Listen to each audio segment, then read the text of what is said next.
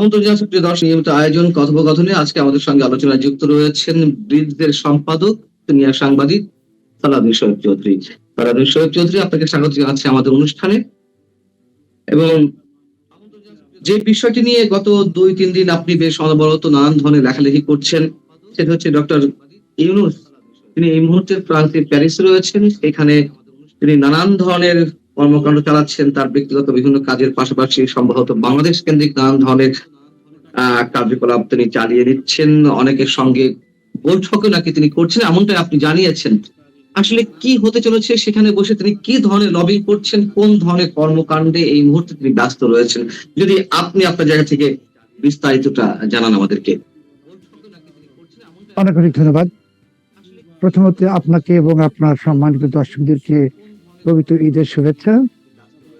দেখুন, ইউনূস ও আসলে কেমন লোক এটা তো নতুন কিছু না। গ্রামীণ ব্যাংকের এমডি পদ পাওয়ার জন্য সে কি না করেছে। তো তখনই 18 মাস একটা দেশের মোটামুটি মালিক, সে বিপুল পরিমাণে অপকর্ম করেছে এবং সবকিছু করেছে। তো যারা মনে করেছেন যে সে চুপচাপ নীরবে ফ্রান্সে চলে গেছে, চুপচাপ চলে যাওয়ার লোক ইউনূস। আর মূলত ইউনূস একটু কনজারভেটিভ, রক্ষণশীল। সে দেখা সাক্ষাৎ গুলো অফিসেই করে। কিন্তু 28 তারিখে ইউনূস ফ্রান্সের 20 জনের সঙ্গে বৈঠক করেছেন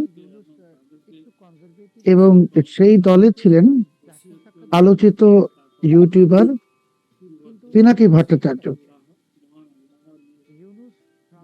সেছাড়াও আরো অনেক লোক ছিল।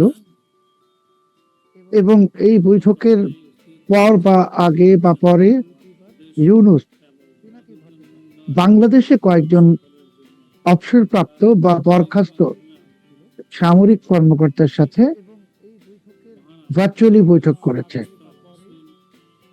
এবং সেই বৈঠকগুলো অন্ততপক্ষে কয়েকটাতে, যার নাম বললাম, সে উপস্থিত ছিল। তার মানে ইউনূস যে 20 জনকে নিয়ে বৈঠক করেছে আর পিনাকি যে কি জিনিস সেটা তো আমরা সবাই জানি।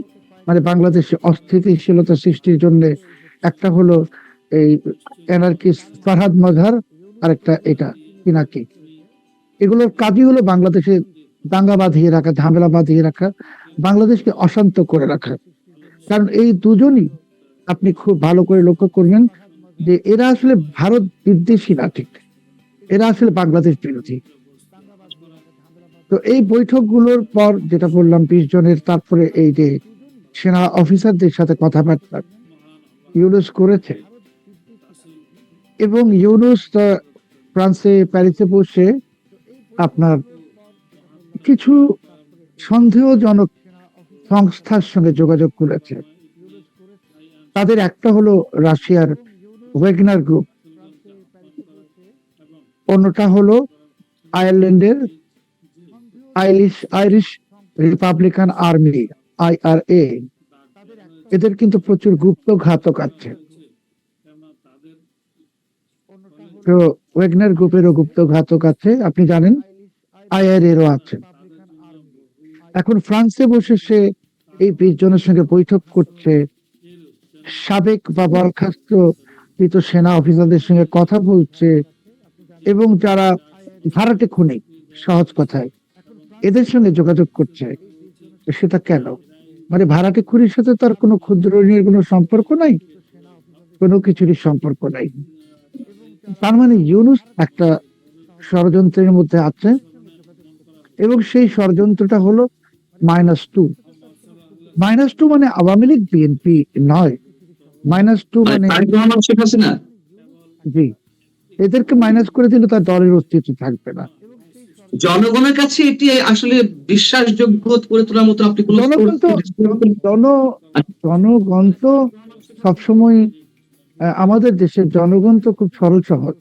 24-এ যখন ইউনূস স্নাইপার রাইফেল বাহিনী নামালো, জনগণ কি বুঝেছে? শেখ হাসিনা নামিয়েছে। জনগণ তো এই কথাও বলেছেন বাংলাদেশে যে হেলিকপ্টার থেকে স্নাইপার দিয়ে গুলি করা হয়েছে, কিন্তু হেলিকপ্টার থেকে স্নাইপার দিয়ে গুলি করার জন্য যেই ধরনের প্রশিক্ষিত লোক, সেটা বাংলাদেশে নাই, সেটা পাকিস্তানে আছে।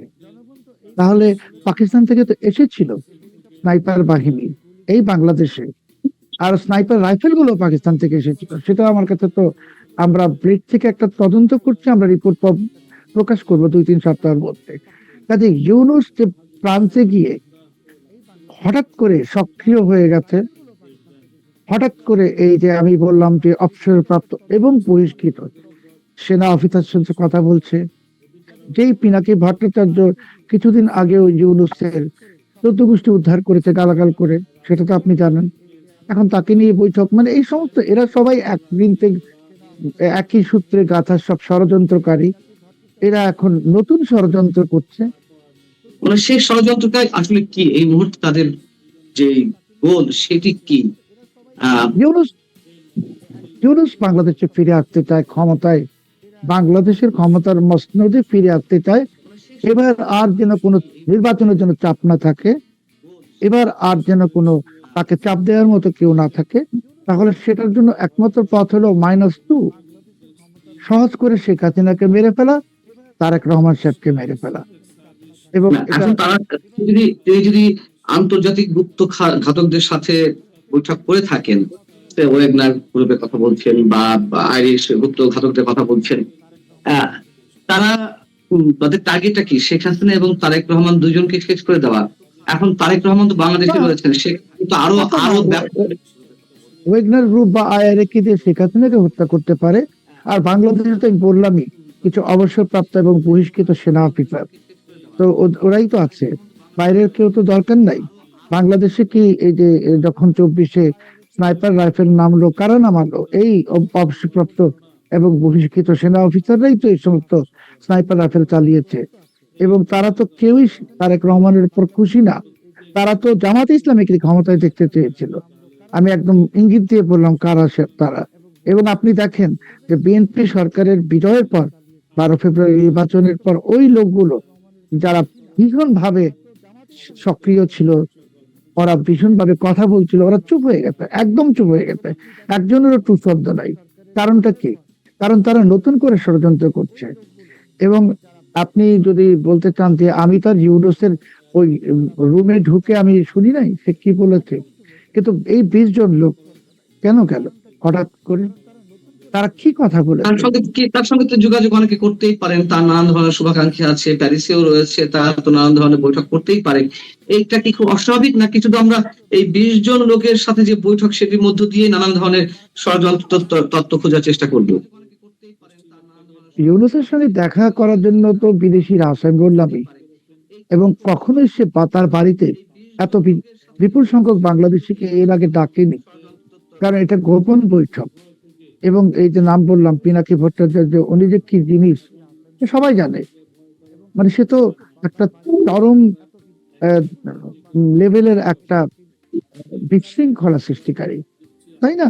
তারপরে এই যে আরেকজন বাংলাদেশে আছে ইউনূসের লোক, ফরহাদ মজহার, সে যতই নাটক করুক, যা কিছু করুক, সে তো আসলে বেসিক্যালি একটা বাজে লোক, অ্যানার্কিস্ট। এই বাজে লোকগুলো সবগুলো ইউনূসের সাথে আছে এবং এরা মিলে বাংলাদেশকে অস্থিতিশীল করবে। আমি জানি তারেক রহমান সাহেব তো আমার কথায় গুরুত্ব দিবেন না, বা ওনার যারা আশেপাশে দিবে না, কিন্তু আপনি যদি একটু গুগল সার্চ করেন, 2019 সাল থেকে আমি বলেছি লিখে যে ইউনূস অভ্যুত্থান করে বাংলাদেশে শেখ হাসিনাকে অপসারিত করবে, এটা তো হয়েছে। আমি বলেছি জিহাদি অভ্যুত্থানই হয়েছিল। এখন বলছি যে এই ইউনূস, যাকে তারেক রহমান সাহেব ভিভিআইপি প্রটোকল দিয়ে রেখেছেন, এই সাপ তাকে ছবল দিবে।